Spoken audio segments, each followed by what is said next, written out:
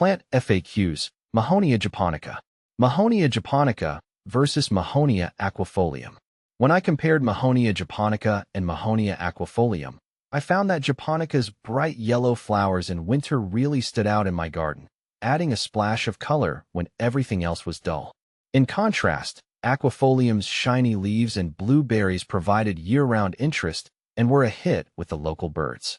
Japonica's slightly taller and more upright growth habit gave it a more dramatic presence, while aquifolium's lower, spreading form made it perfect for ground cover in shaded areas.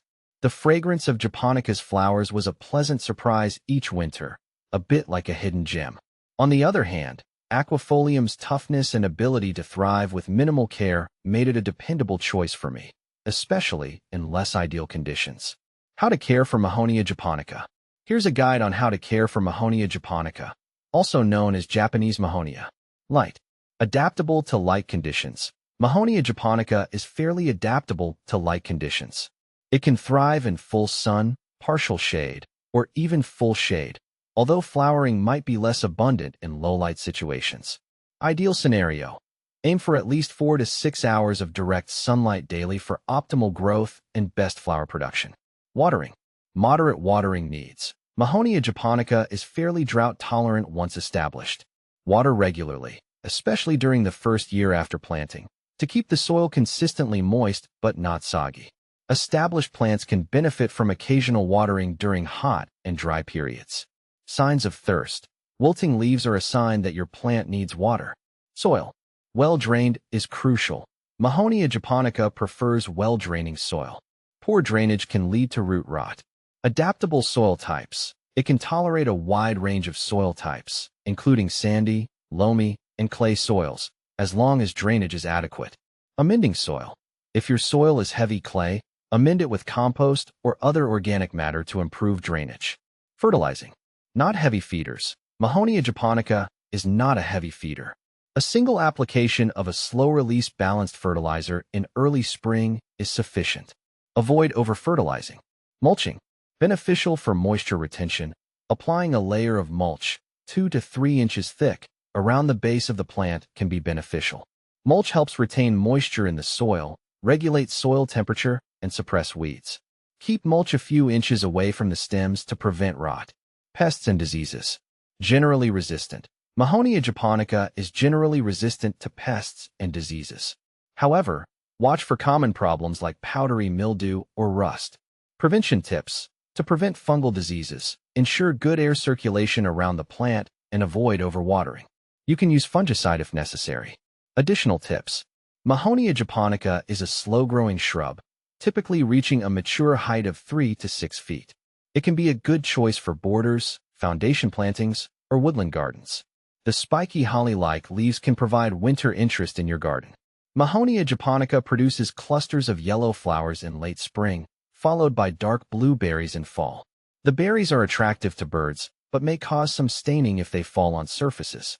When is the best time to prune Mahonia japonica? The best time to prune Mahonia japonica, from my experience, is in late winter or early spring, just before the new growth starts. I've found that this timing helps the plant recover quickly and promotes healthy new shoots.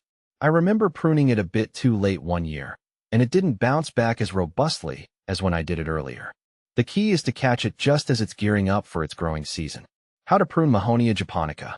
When I prune my Mahonia japonica, I focus on removing any dead or damaged branches first. I also thin out some of the older stems to encourage new growth, which helps keep the plant looking lush and healthy.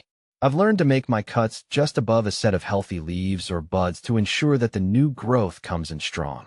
It's also important to step back and look at the overall shape of the plant to avoid overpruning. How to propagate Mahonia japonica. Propagating Mahonia japonica is something I've had success with by using semi-ripe cuttings. I usually take these cuttings in late summer, selecting healthy, non-flowering shoots. After cutting, I dip the ends in rooting hormone and plant them in a well-draining mix. Keeping them moist and providing some bottom heat has helped with root development. It's a bit of a waiting game, but seeing those roots finally form is so rewarding. Is Mahonia japonica poisonous? Yes, Mahonia japonica is indeed poisonous. I was cautious when I first planted it in my garden because I have pets and young children. The berries and leaves contain compounds that can cause discomfort if ingested. It hasn't been a major issue for me, though, as the plant's prickly leaves tend to keep curious hands and paws at bay. Still, it's something I always keep in mind. I've found that the best time to plant Mahonia japonica is in the fall or early spring. Planting in the fall gives the roots time to establish before the winter, and spring planting means the plant can take advantage of the entire growing season to settle in. I once planted a Mahonia in the heat of summer, and it struggled quite a bit compared to the ones I've planted during the cooler months. Where to plant Mahonia japonica? Finding the right spot for Mahonia japonica in my garden involved choosing a location with partial shade and well-draining soil. I've planted mine in an area that gets some morning sun, but is protected from the harsh afternoon rays. This positioning seems to keep the foliage vibrant and prevents the plant from getting too stressed. It also helps to place it somewhere it can spread out a bit, as it does grow fairly large.